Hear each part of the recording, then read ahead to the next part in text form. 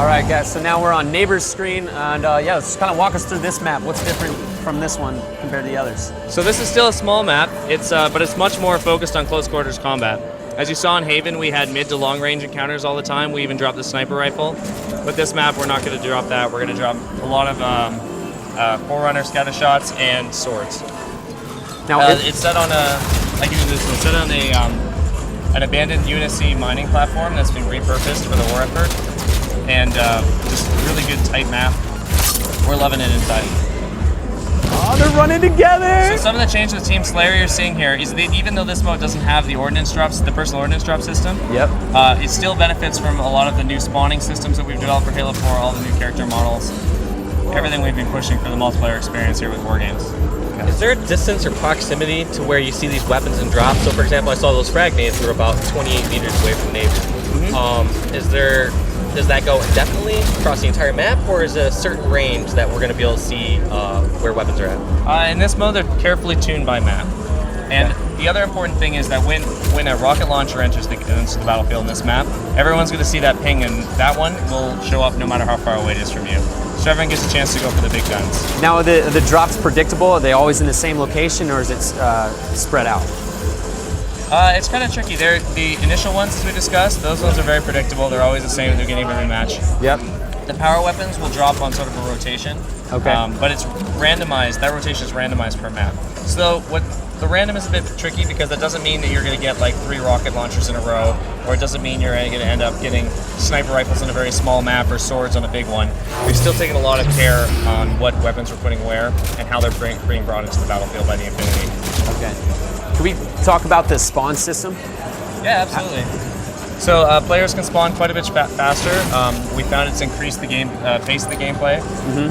This is still tunable completely in the custom game options menu. But in this mode we're playing right now, I believe it has a 1-second spawn timer and they can force the respawn on X. Okay, and how in depth did you guys go with the customization features and stuff like that? How much are we going to be able to tweak to the game, like settings and stuff, when it comes out? We are going to have a ton of customization options. We can't speak to exactly what they are or what they're going to be today, but we're very stoked to be happy with them. Awesome, awesome. And is Forge going to be similar, or are you allowed to talk about that? Forge. We can't say much more than that. Okay, but it will be back? It will be back. Okay, cool. Cool.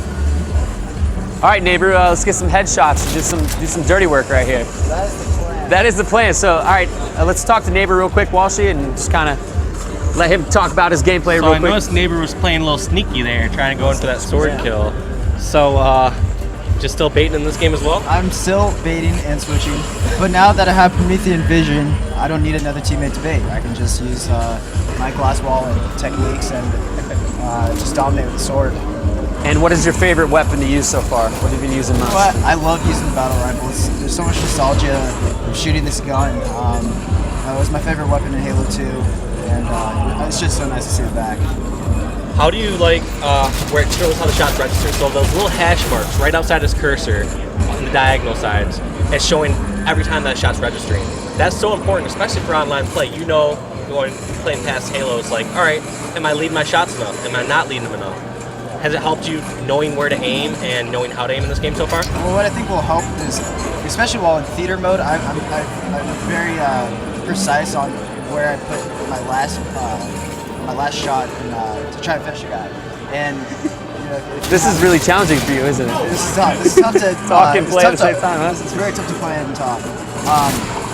But if you know that the circle comes up when the shots are connecting, it's going to make it so you'll know exactly where you need to place right in certain situations. Yeah. You know this, Dave. We did the street to streets on Construct for like 4 hours. We did. We had to learn a long range, how to lead, where to lead. And I noticed all the time using Promethean. What else have you've been using? Let's see, frags, Promethean, and battle rifle. I've seen that quite a bit from even Kyle over there. I think using the exact same setup. Here, ask that one more time. Sorry.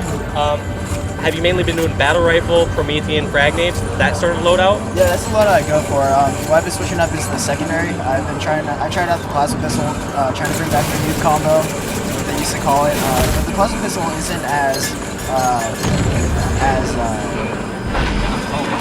devastating as it was. Get him! past 6 Come on! So it's Yeah, much harder to boy! give people the truth in this game, huh? It's much harder to give people the truth, definitely. All right, neighbor. Well, you guys lost the first game, and I don't want to distract you anymore and have you lose this game. Well, so. it's not me, it's Best Man. He had 23 deaths, so. Oh, well, let's go. Let's watch Best distract Man's this screen guy. right now. All right, guys. We'll harass him more. See if we can get him to 30 deaths this game. All right, Best Man. We're After here to you die right here, we're gonna ask you a couple questions. But down a lot. So what's going on? What were your first impressions of the game so far? And what really- kind of what questions do you have for Kevin? He's the War Games lead.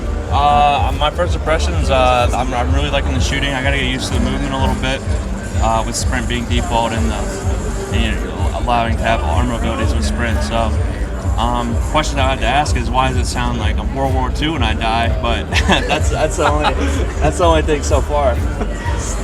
World War II. So the audio. Where does the game audio come from? Who designed your audio? And Well, the audio. We're still on an E3 build, so there's going to be a lot of more improvements to the audio as we get going. It's much louder. A lot of our weapons have been kicked up, which is giving them a higher impact on some of them. And there's still tuning and balance to be done, but we're stoked with the way it's developed. awesome.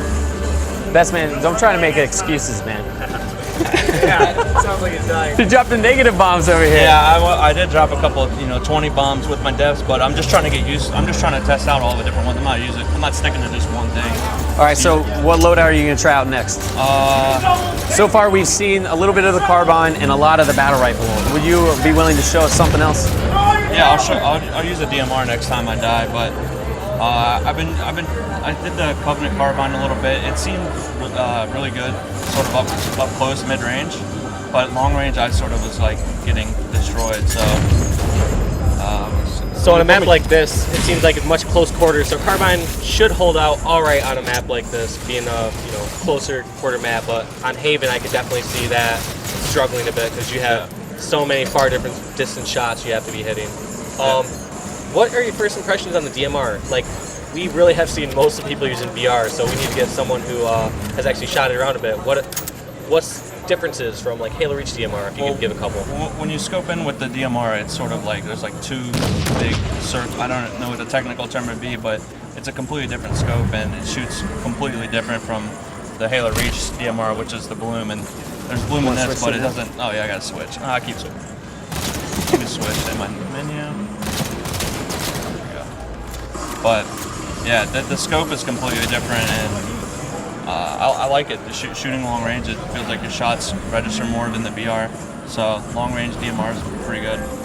And how would you suggest shooting it? I mean, it's so hard to give first impressions since you only got to play a little bit, but I used to notice like in Halo Reach, for example, I would do like 1-2 shots and then I would wait. I would have to let that bloom reset.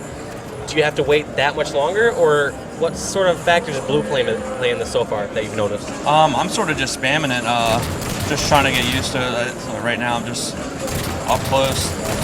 Nice. Dive pretty fast, so. Rockets are back. Let's get those big boys. Rockets are a lot different as well. Oh! All right, how are rockets different? This is our first time getting to see rockets. Kevin, what are some new things we should see about rockets? Still, obviously, one of the most powerful weapons, if not the most powerful weapon in the game. Well, for Halo 4, we've redone the audio and the sound, You went through the vent. and that was a bug. But yes, no, we've redone the actual model of the rockets and the sound. The timing's a bit different, but they're still the Halo classic Halo rockets. It's still a UNAC weapon. We try to stay very true to form on those, and